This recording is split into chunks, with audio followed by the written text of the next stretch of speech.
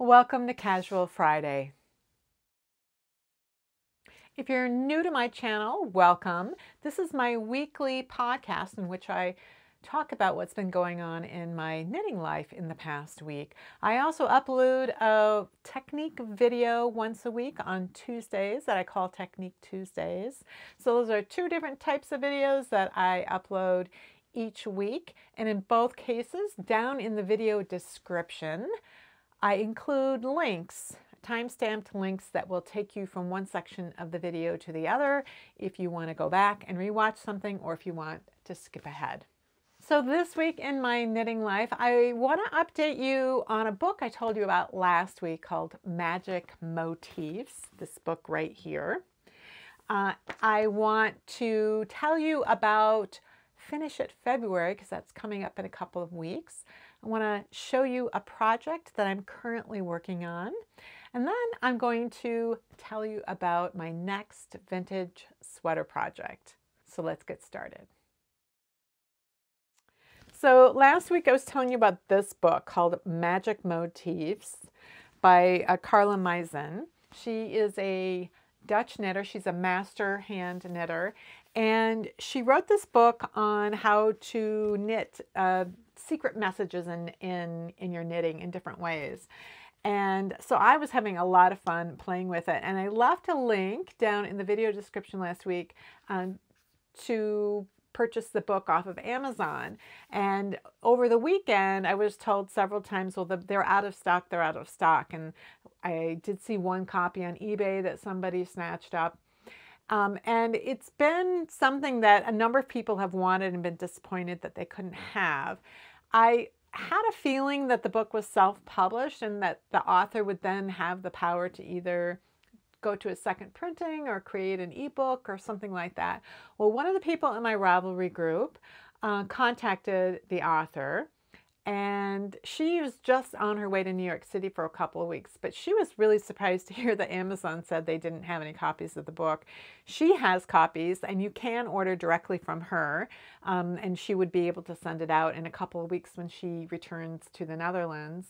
But she's also been talking with I think Schoolhouse Press had expressed some interest in it, so it's possible that Schoolhouse Press may in the future be distributing the book here in the United States as well. But in the meantime, if you do want the book, you can get it from Carla directly, and I'll leave a link down in the description, but she's also going to investigate why it's not available on Amazon. But I just want to update you on that.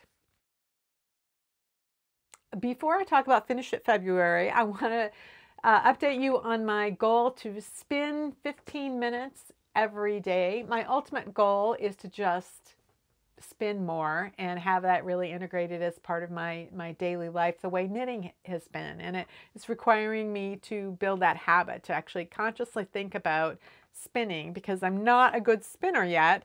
And so it isn't something that I just, oh, I can't wait to spin. It's something that I'm needing to develop a habit for so that I can get better at it and then progress and eventually knit yarns that turn out well that I'll want to knit with.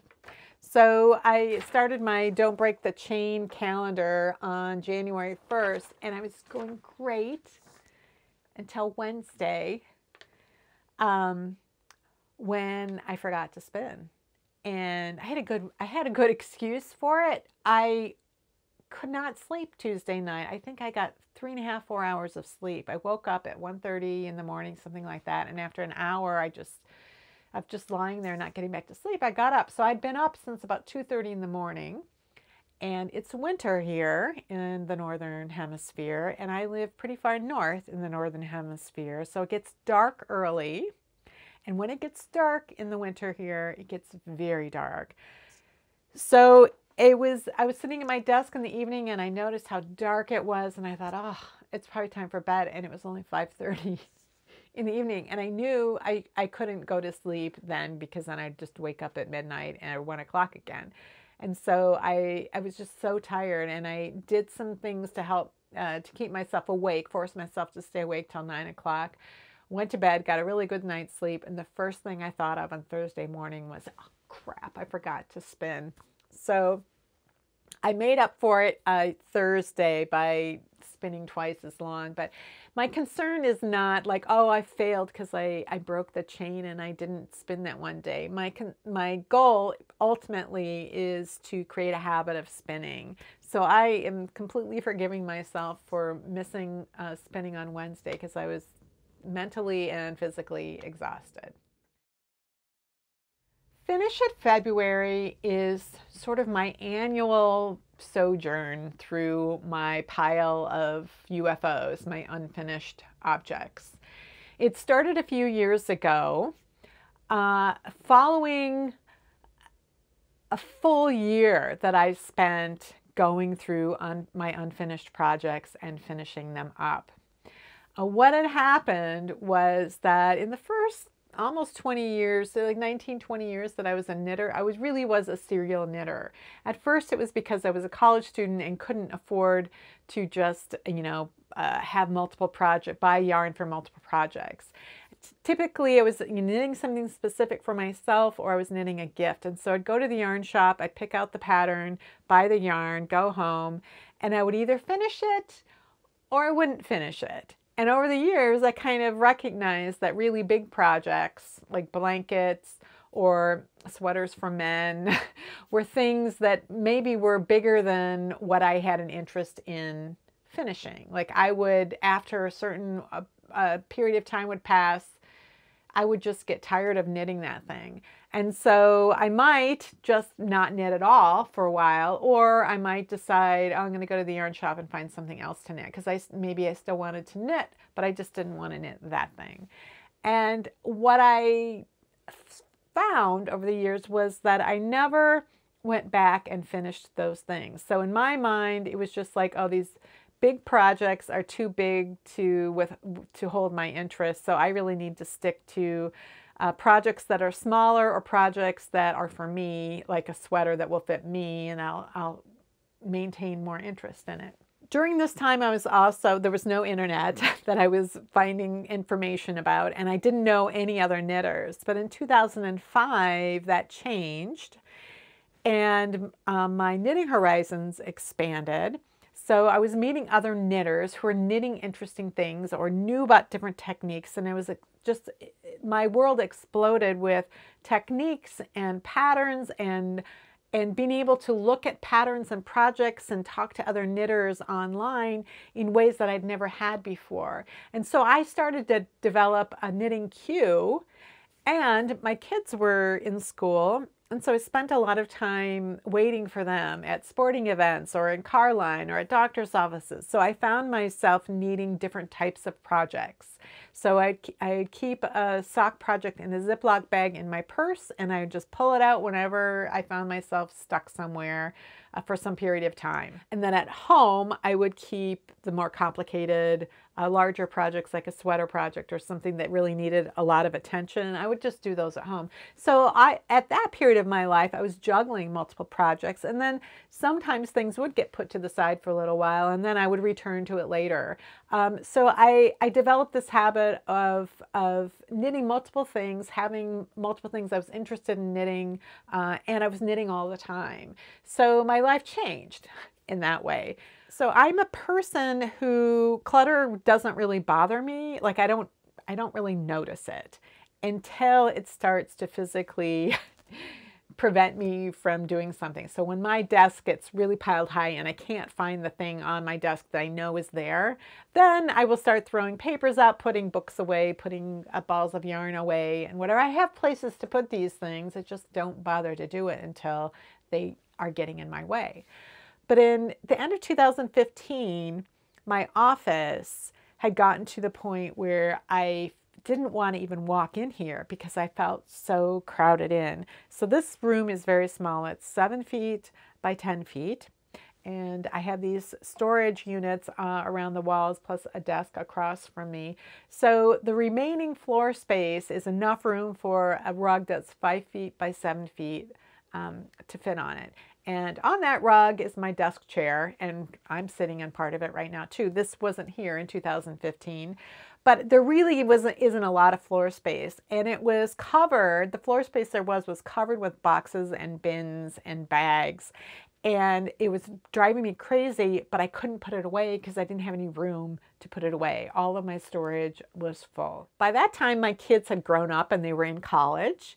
And both of my girls at that time were very in love with Marie Kondo's method of decluttering. And they kept going on and on about it because I was complaining about my office was just driving me nuts. And so they told me about Marie Kondo. So I bought her book, a digital book, read it one night, and decided to do that with this office. So Marie Kondo's method of decluttering is to declutter by category. So you don't go into your closet and pull out the things that you don't want anymore. Instead, you pull everything of a certain type out of your closets and drawers and boxes and whatever, and you put it all on the floor. And then one by one, you evaluate each item and decide if that's something, she calls it sparking joy, but it's really, you know, do you love it? And so for me, it could also mean, is it useful? Like, is this something I use? So I don't have trouble getting rid of stuff when I'm going through it. I don't like have this attachment to a lot of things. So it's easy for me to just get rid of it, get rid of it, get rid of it type of thing once I am sitting down and doing that. But like I said, clutter just can accumulate and I won't even notice it. So previously I would get rid of yarn that I didn't like. I'm like, oh, I hate this. I'm never going to use it. And I would get rid of it. I wouldn't have any trouble doing that. But I would always keep the yarn that I liked in terms of I thought it was pretty or I thought I liked the way it felt, even if I knew I was never going to use it. And what I did that year was I got rid of the yarn I knew I wasn't going to use because I knew what kinds of yarns I did use. The kinds of yarns I would use over and over and over again. And I decided if I had some yarn in my stash for 20 years and hadn't figured out how to use it by then, I wasn't going to. So I bundled it all up and I donated it to our local textile center that has a spring garage sale every year. So I knew that somebody would be able to use it and would love it, and I could get rid of it out of my storage area. So once I got rid of half my yarn, that allowed me to get all the yarn that was in bags and boxes and things on my floor and get that put away. So I had space relieved for that.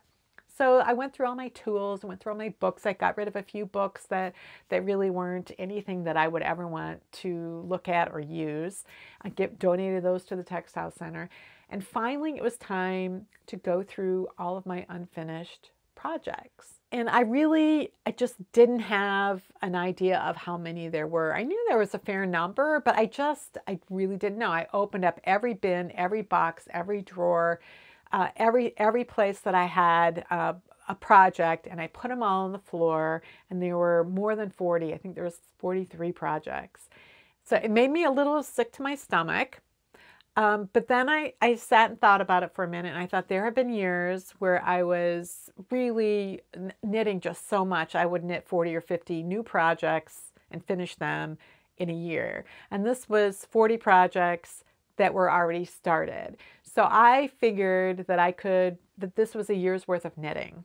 And so I went through each one of them. There were a few that I just threw away, took them off the needles and threw them in the trash. Then there were a few that I looked at and I said, I don't care about this. And so I pulled the needles out and I just returned the unfinished item to my yarn stash area. For me, if I have decided I no longer want to spend my time on a project, I'm not going to bother frogging it, steaming the yarn to relax it, rewinding it into a ball, and then putting it back on my shelf.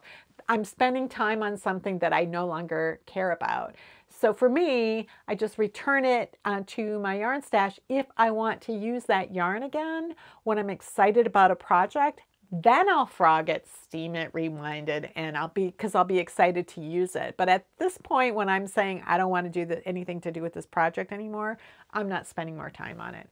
That might not be your choice, but that's just how I deal with it. So that's the decision. Do I want to finish this or do I not? If I don't want to finish it, how do I want to deal with it? Do I want to throw it away? Do I want to take it to the Goodwill and as an unfinished project with all the yarn and even the pattern or whatever? Do I want to do that? Or do I want to return the yarn to my stash? You know, what do I want to do with this thing that I'm not going to finish? And then you look at the things that you do want to finish and you look at all of them. For me, when I had that many of them, I kind of divided them up into categories and figured out how long would it take me to finish this.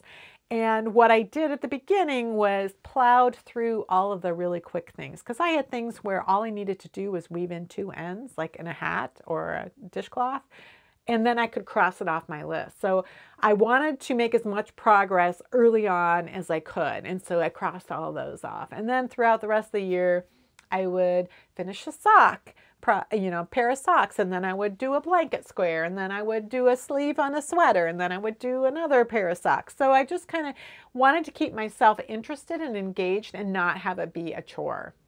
So there were a few projects at that time that I was kind of ambivalent about. It wasn't that I didn't like them, but it was that I wasn't real thrilled about the idea of actually finishing the knitting. And those I kept for the end. And there was probably a handful of them that I never got to that year.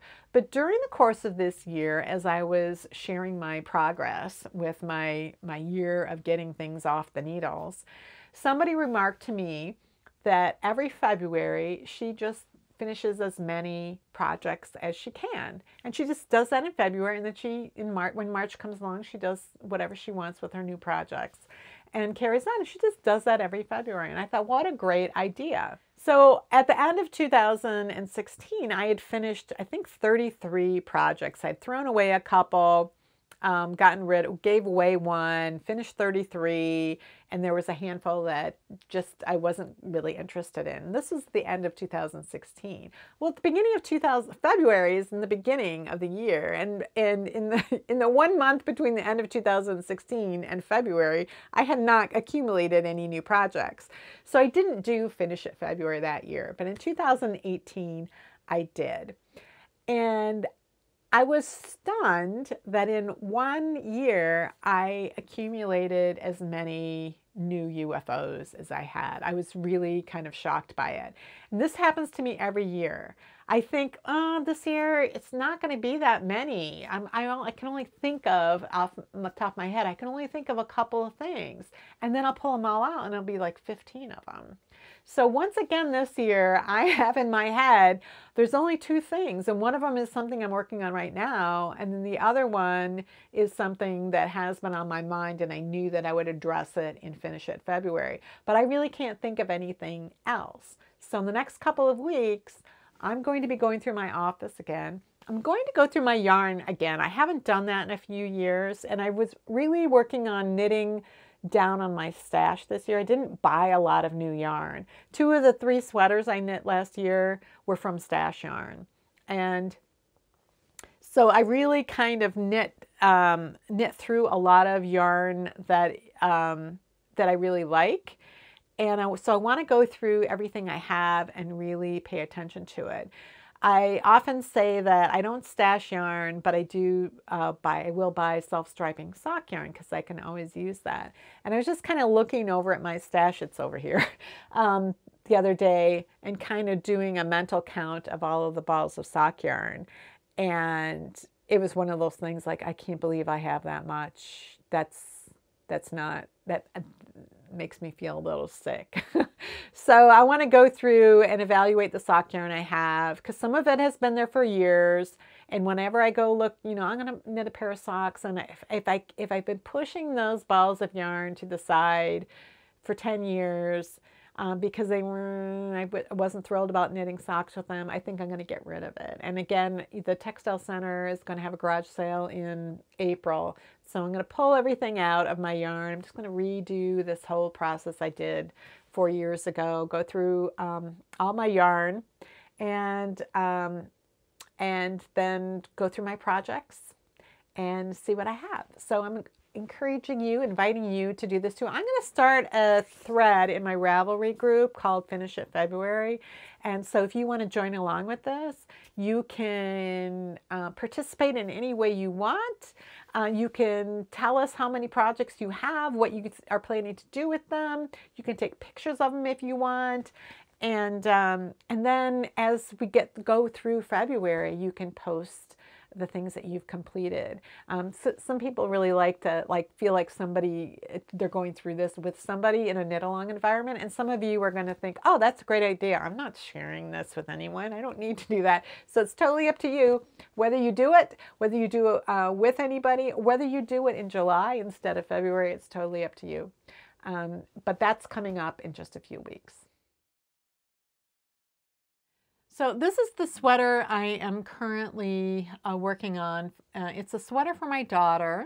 I started knitting it in November and got to a point where I thought, oh, this isn't working out. I didn't like some of the choices I had made with increases and shaping and stuff. So I started over with this one. And with this one, I got down to about here and realized that I had made a particular error over and over and over again. So this has worked from the top down. So when you're knitting it, on a right side row, you start over here and you go around. When you're first starting it, you're shaping the sleeve caps at the same time that you're working the fronts and the back. And so I'm doing this V-neck, and the increases for the V-neck are actually on this part of the cable rather than being right next to the necks in order to keep the cable aligned with the edge. And so when I started over here, I was doing neck increases every 4 rows, and then the sleeve increases that I would do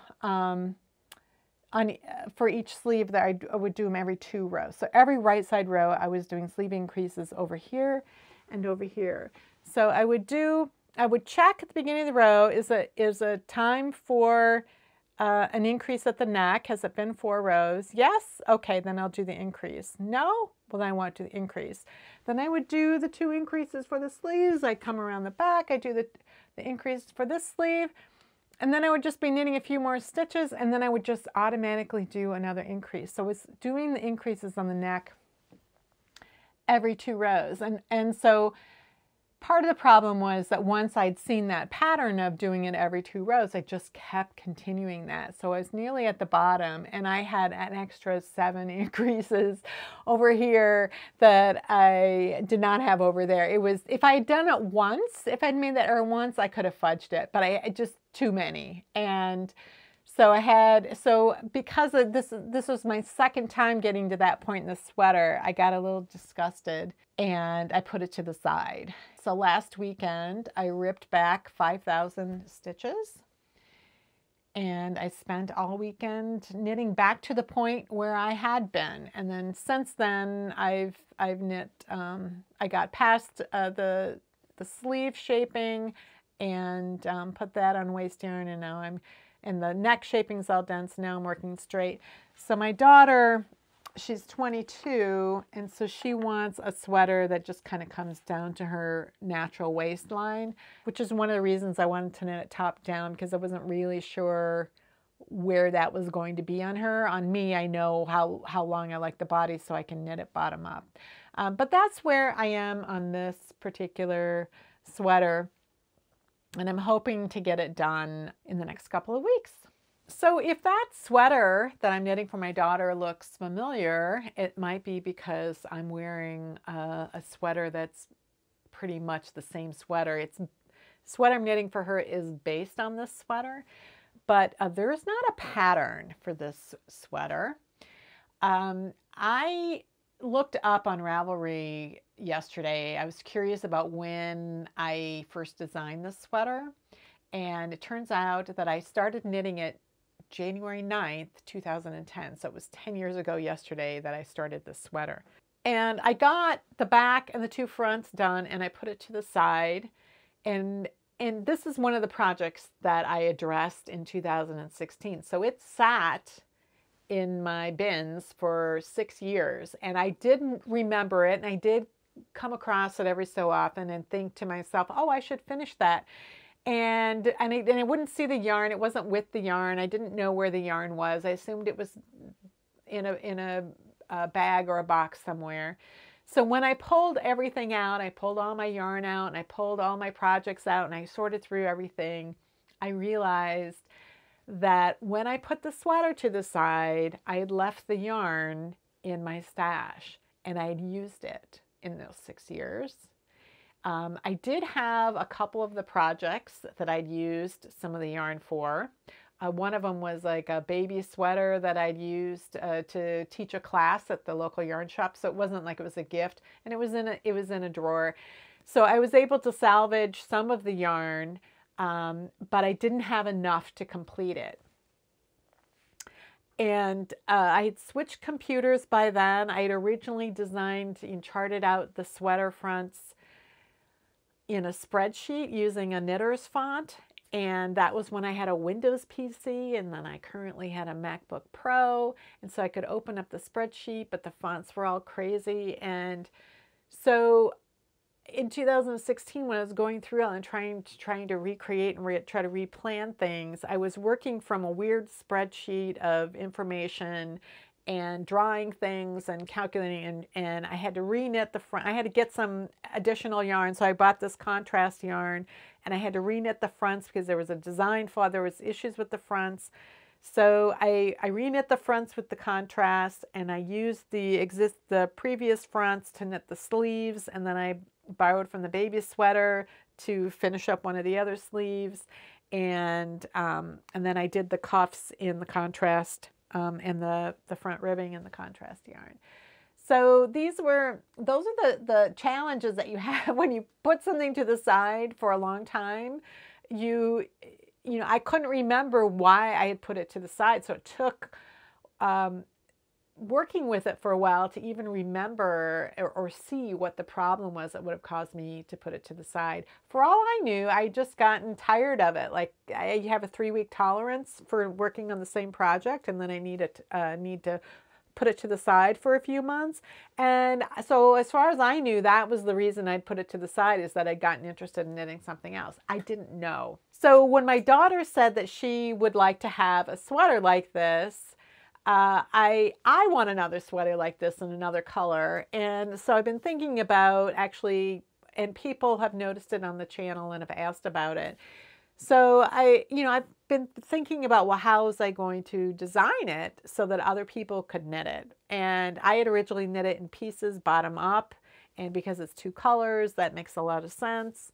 My daughter wanted it one color, and because I wasn't sure of the length, I wanted to knit hers top down. So I basically had to redesign the sweater and just using the cable, which even that I ended up modifying a little bit.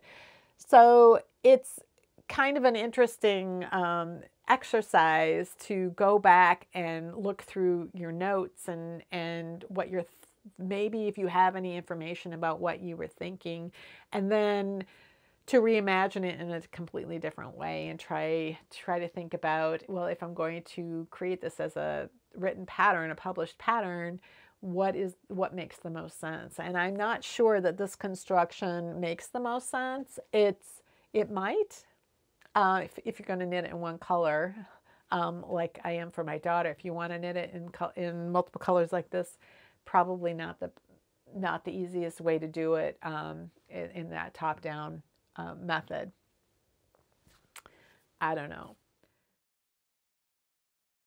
Last week I was talking about a sweater that I want to knit at some point this week, a traditional Danish sweater, using the yarn that I bought in Santa Fe from a shop owner who is Danish and knows the author of the book, The Danish Traditional Sweaters, and it made sense that, oh, for this yarn I'm going to knit that sweater. So that is a sweater that I know I'm going to knit this year, but I also want to knit at least one. I'd like to do 2 if I can, vintage sweater patterns. Again, last year I did 3, well, 2 of them I would consider antique sweater patterns because they were over 100 years old. The first one I did was a sweater, an Edwardian sweater published in 1904. and the next one was one from World War I. So my intention is really to go through sort of decade by decade, but I got stuck on the 20s because there were quite a few choices for what I wasn't sure what I wanted to knit. And so I decided to go to the 30s. So I did a sweater from 1938. So I did 3 vintage sweaters last year, and I really wanted to do a 1920s sweater. Well, it turns out that there's a group on Ravelry called All Things Vintage, and it's a really great group to join if you are interested in vintage knitting, and especially if you don't know much about it, because they have, the group has a page or multiple pages of resources, links to digital archives of antique and vintage sweater patterns. So there's certain libraries, especially in England, that have digitized their patterns and technique books. And there's one that somebody told me about a few weeks ago that you have to be, I think it's a guild in England, and you have to be a member of the guild, but if you are, then you have access to all of their archives. And I'll put a link down below to that, because I do have that link. I can't remember the name of the organization that has it, but I'll put it down below. But this group, All Things Vintage on Ravelry, is a really good source. And one of the things that they do is that they do 2 knit-alongs every year, and each knit-along is 6 months long. And the group votes about what it is that they'd like, the kind of theme that they'd like to do for the knit-along. So the first knit-along is January to June, and then the second one is July to December. So they were talking about in the first week of January, what should we do? And they decided to do Roaring 20s. It's a new decade, it's 2020, and so wouldn't it be fun to do patterns from the 1920s? And so in that, there's a whole thread in that group about the knit-along and what the rules are, and you can ask questions, and you can, but there's a lot of information. So if it's something that you might be interested in, you can start with an accessory. You don't have to knit a sweater. That's just what I like to knit. Some people are doing hats or different kinds of things, because the 1920s had some really cool hats. And you could be a crocheter or a knitter. So I decided that is, as soon as I'm done with my daughter's sweater, the next sweater I'm going to knit is going to be my 1920s sweater. I'll do the Danish sweater probably after that, and then maybe in the fall I'll do a 1940s sweater. The pattern I decided to go with is one that I loved the first time I saw it, and I'll put an image up for you so you can see it. I just love this sweater. One of the great things about the 1920s fashions, particularly for sweaters, is that there was such a huge variety. So up until that point, there were some basic silhouettes that were very similar. Like in the Edwardian era, all the sweaters had, pretty much the same silhouette. They may have used different stitch patterns and had some different interesting details, but they all had the high neck, and they had the blousey front, and there was certain things that this is the way you dressed. And in the 1920s, things were a lot more relaxed, and there was just a lot more variety, and they were showing more skin too. So they might have 3/4 length sleeves, they might have a V-neck or a pretty deep scoop neck. So it's just interesting differences. But I loved this sweater. What I loved about this pattern book was that it had these color inserts instead of just black and white photos where they told you there was 5 colors, and you're like, oh, it all looks black and white to me. You can actually see the color, what the colors that they imagined the sweaters being knit in, how they looked. There's a few things I look for with a vintage sweater pattern. One is I want it to be something that I'm going to wear. Now, I'm not 100% sure that I'm going to wear this sweater. I'm willing to try.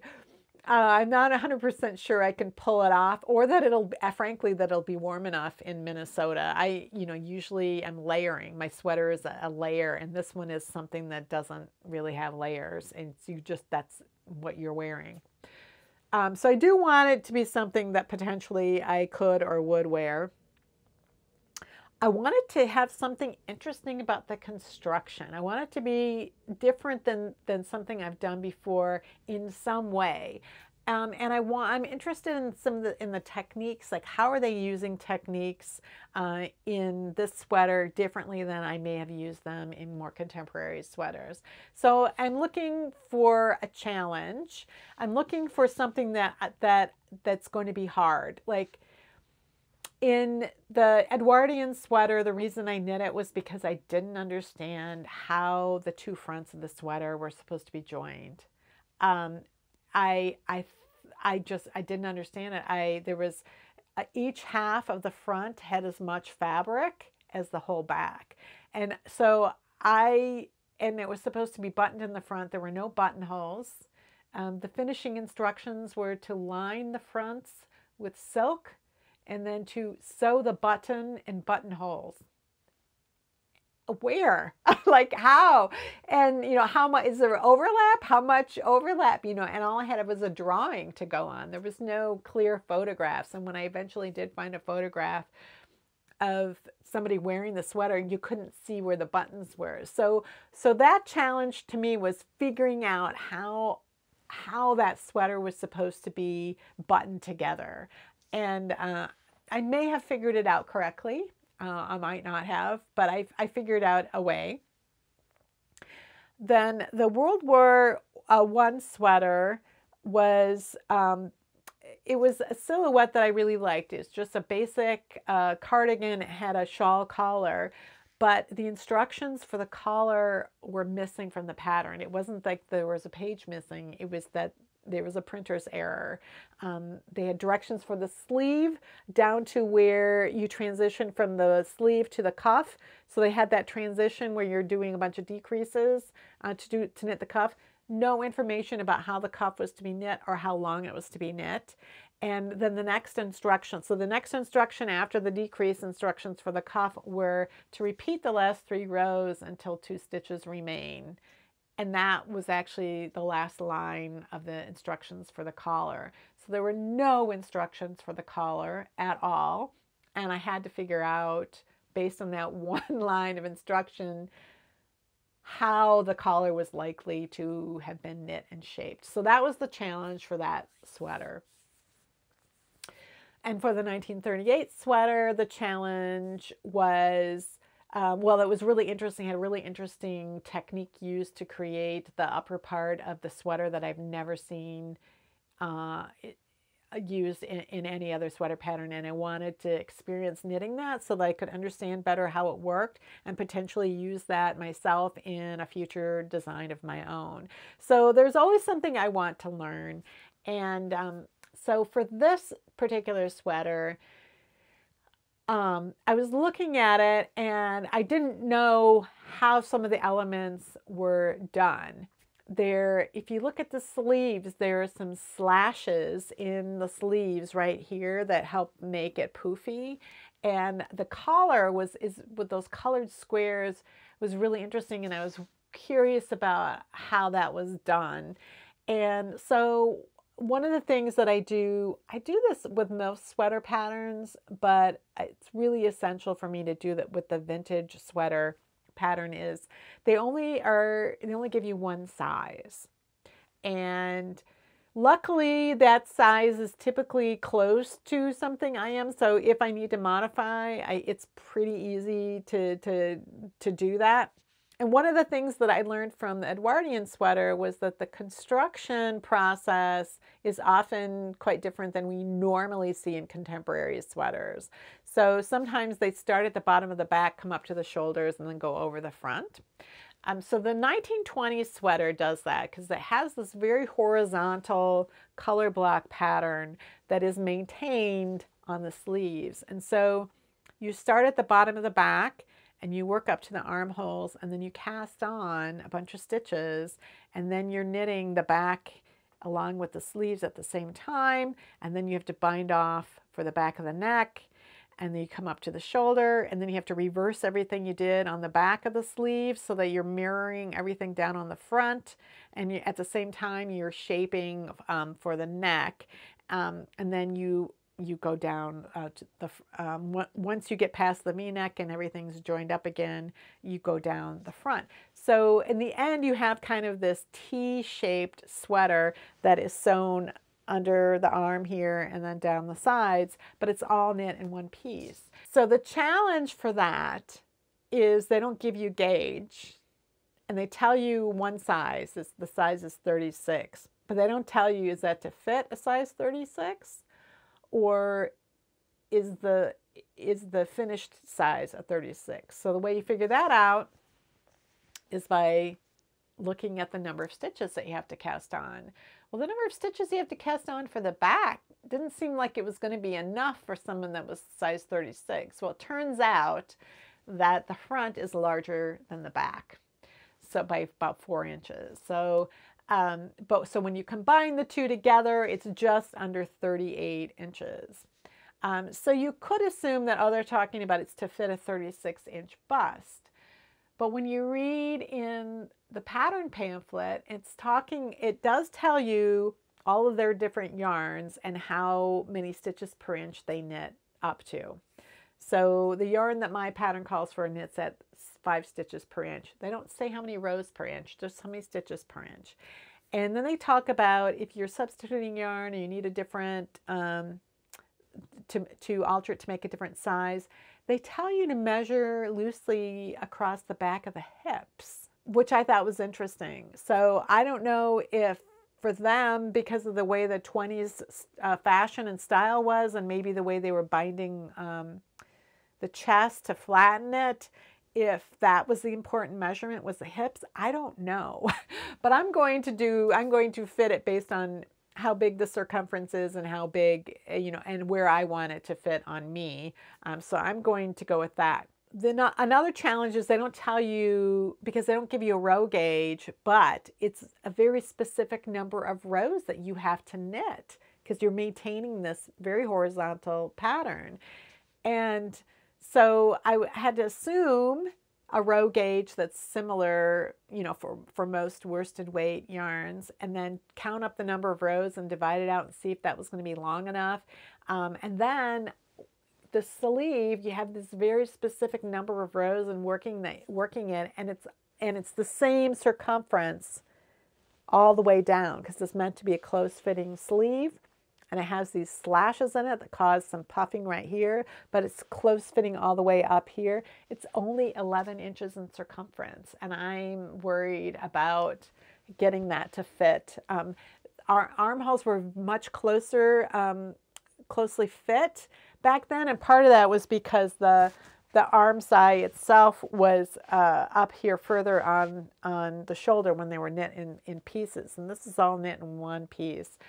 So there are some things I have to think about in terms of how am I going to construct this and maintain the authenticity of the shape while also getting it to fit me. The real challenge for me, I think, though, is going to be knitting the cuffs of the sweater and the neck, because those are crocheted. Those little squares are crocheted, and I have very rudimentary crochet skills. So that is going to be something I'm going to have to really focus on and concentrate on doing it well. Luckily, they're just little squares, but that is something that is going to be a challenge for me. And it's something that's kind of interesting in patterns of that era, is they kind of assume that you know both knitting and crochet, and often the projects do combine both elements. But there are plenty of vintage patterns that are as simple as the simple patterns we have in contemporary patterns. I'm just choosing to do things that look particularly challenging to me. Another thing that they don't mention in this pattern is how the color work is done.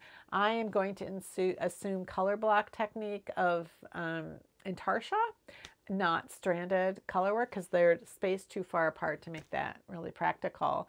Potentially you could do them in duplicate stitch, but I don't think I want to do that. So, but they just tell you knit this many in this color and that many in the other color. They no charts. So I'll be swatching for this over the next month or so. Probably I'll be working on this, and I'll probably also be swatching my idea for how to get this transition from the body to the sleeve so that it's going to fit me. I have some ideas for how I could do that and not make the sweater look visually obviously different than what it looks like in the photograph. I want it to look like the 1920s sweater, but I want it to fit me as well. I want to be able to wear it comfortably. So I think I've chosen the yarn that I'm going to use because it comes in a huge number of colors, and I want to get the colors that are close to what it shows in the pattern. I know a lot of people, part of the fun for them is choosing their own colors, but part of what attracted me to this sweater was the color combination. I really love those bright sort of primary-ish colors. They really appeal to me, and I want to replicate that.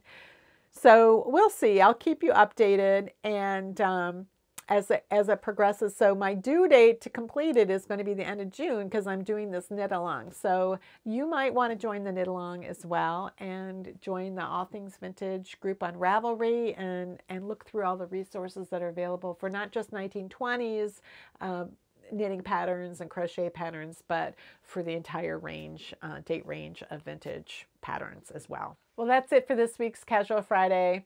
If you have any comments or questions about today's video or suggestions for videos you'd like to see in the future, you can leave those down in the comments below or join the discussion in my Ravelry group. Rocks, rocks. Thanks for watching, and I'll see you next week.